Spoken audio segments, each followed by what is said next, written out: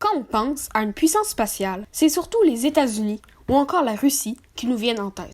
Cependant, il existe des programmes spatiaux partout dans le monde.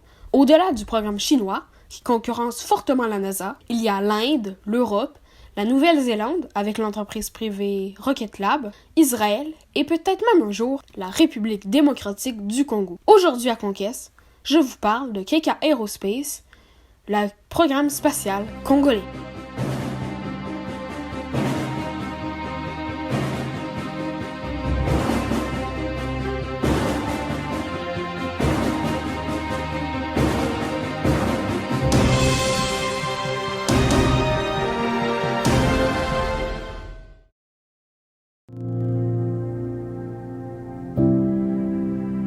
En 2005, un certain Jean-Patrice Keka, diplômé de l'Institut supérieur des techniques appliquées à Kinshasa, décide d'acheter un terrain de 123 hectares, ce qui équivaut à 1,23 km², pour y lancer un programme spatial.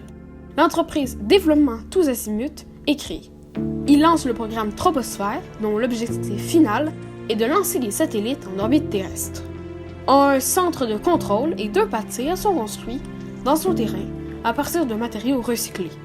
Après avoir conçu Troposphère 1, qui ne décollera jamais, Troposphère 2, lancé le 10 juillet 2007, a atteint l'altitude de 1500 mètres en 35 secondes.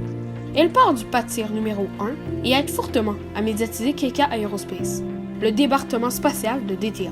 Le 10 juillet 2008 décolle Troposphère 4. Elle atteint 15 km et la vitesse Mach 2.7, soit 2.7 fois la vitesse du son. Encore à ce jour, Troposphère 4 est la fusée de KK qui atteint la plus haute altitude. Les débuts de l'entreprise sont difficiles. KK Aerospace n'obtient aucun soutien financier du gouvernement congolais. Ils utilisent donc, en partie, des matériaux recyclés pour les fusées et ils louent les équipements utilisés pour la construction des fusées. En 2009, l'entreprise prépare sa toute nouvelle fusée, la Troposphère 5. Elle doit atteindre les 36 km d'altitude et aurait coûté aux alentours de 50 000 $. Le 29 mars, à 18h50, la fusée s'élance depuis le pâtir de Menkao. Cependant, presque immédiatement après le lancement, la fusée dévie de sa trajectoire et explose peu après. La cause de l'accident est un problème sur l'un des moteurs. En effet, la Troposphère 5 fonctionnait avec du propergol solide, un type de carburant peu cher et facile à fabriquer, mais incroyablement dangereux. C'est ce type de carburant que l'on retrouve sur les boosters de navettes spatiales et sur Ariane 5. Lors du transport, un des blocs de propergol s'est fissuré, ce qui sera fatal pour la fusée. Néanmoins, selon KK, l'expérience a fourni des données précieuses pour les futurs essais de la DTA. La vidéo de l'accident devient virale sur l'internet francophone et on la voit encore circuler de temps en temps dans certaines vidéos. Joseph Lititio, le ministre congolais de la recherche scientifique, présent lors du lancement de la fusée, promet un investissement financier pour l'entreprise. Cependant, avec le changement de gouvernement en 2019, ce soutien n'aura jamais lieu. Peu après le lancement de Troposphère 5, Jean-Patrice Keka annonce Troposphère 6, dont l'objectif sera d'atteindre l'espace. Selon le planning initial, la fusée doit être lancée en 2016. Malheureusement, à la suite de problèmes financiers, le lancement est repoussé vers une date ultérieure. En 2018, une campagne de financement est lancée dans le but d'obtenir 50 000 francs suisses. Mais la campagne ne récoltera que 6 500 francs, soit 13% de l'objectif. La conception de la fusée se termine cette année-là. La fusée comporte 3 étages et fait 15 mètres de haut. On y trouve des moteurs fonctionnant avec du propergol solide, mais aussi liquide. Son objectif est d'atteindre les 200 km d'altitude et larguer le satellite Njiwa qui doit prendre des photos de l'Afrique depuis l'espace. Cependant, la fusée n'est pas orbitale. Une fois les photos prises, le satellite redescendra tranquillement jusqu'à brûler entièrement dans l'atmosphère.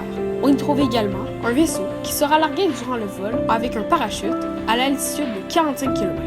En 2020, une nouvelle campagne de financement est lancée dont l'objectif est d'obtenir 20 000 francs et récoltera 25 000 francs.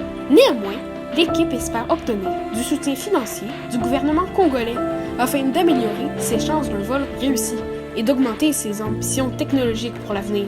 L'entreprise obtient également le soutien de l'astronaute suisse Claude Nicollier. Une expérience sur les origines de la vie sur Terre, créée par le biologiste suisse Claude Alain Rotem, est intégrée dans la fusée. Cette nouvelle fusée devient également la première à faire partie du programme Galaxy dont l'objectif final est d'envoyer le premier galaxionaute dans l'espace.